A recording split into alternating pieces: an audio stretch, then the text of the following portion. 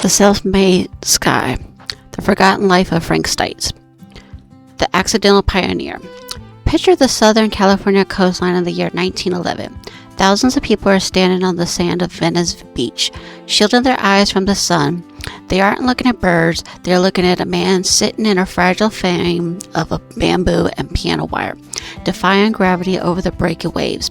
His name was Frank Stites. Today he's often just a tragic footnote about a Hollywood movie set. But before that, he was the ultimate self-made man of the air. He didn't have an engineering degree or a flight instructor. He was just a regular guy who decided he belonged in the clouds. Today we're looking at the untold story of the farm boy who built his own wings and became the premier showman of the California skies. Indiana tragedy and a new horizon. Frank's life was rooted in the dirt, Spencer County, Indiana. He was born Francis Marion Stites in February of 1882 to George Washington and Nancy Stites. But the grit people later saw in Frank was forged early by tragedy. When Frank was just 5 years old, his father George passed away.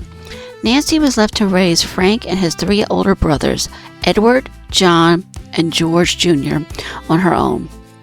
Growing up in a household of boys without a father in the 1880s meant Frank learned the value of hard labor before he could even read. By his teens, he was a farmhand, living a life dedicated by the soil. But in 1903, the same year that the Wright brothers flew at Kitty Hawk, 21-year-old Frank decided to leave the family farm. He headed west to a booming promise of Los Angeles. He didn't go alone for long. His mother, Nancy, and his brothers eventually found him out to California, settling straight out of Compton. In 1905, Frank married Jessie Maud Nelson, a young woman whose parents had immigrated from Denmark and Germany. To support his new life, Frank worked as a, quote, sacker in the citrus industry. But Frank's obsession with flight was starting to take over.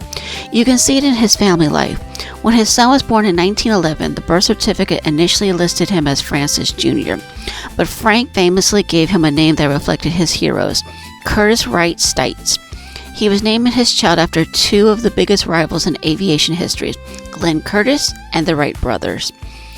While working the citrus groves by day, Frank spent his nights in a workshop building his own aircraft from scratch.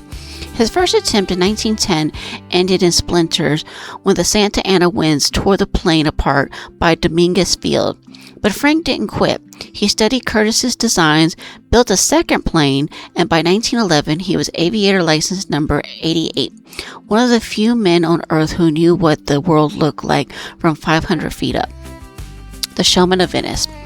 By 1911, Frank was the star attraction at Abbott Kinney's Venice of America.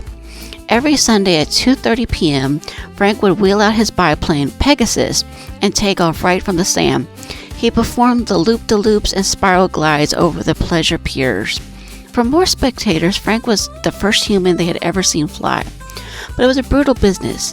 In 1912, a crash left Frank with a shattered arm. In those days, if you didn't fly, you didn't eat. His resilience became the stuff of legend. Just months later, with his arm still in a medical sling, he took a job flying over mail in Montana. He steered the plane with one hand and used his teeth to help drop airbags over the target. He lived on the edge of a stall every single day. The calm before the storm. By 1914, Frank had survived multiple crashes and was known as one of the most precise pilots in the country. That reputation caught the eye of a new neighbor, Hollywood. Universal Film Manufacturing Company needed pilots who could fly up for the camera. Frank moved his operations to their new backlot at Universal Studios. He was the peak of his career, a celebrated pioneer, a son who had brought his mother Nancy out to join him in the California sun, and a father to little Curtis Wright. He had turned a dream built of scraps into a professional legacy.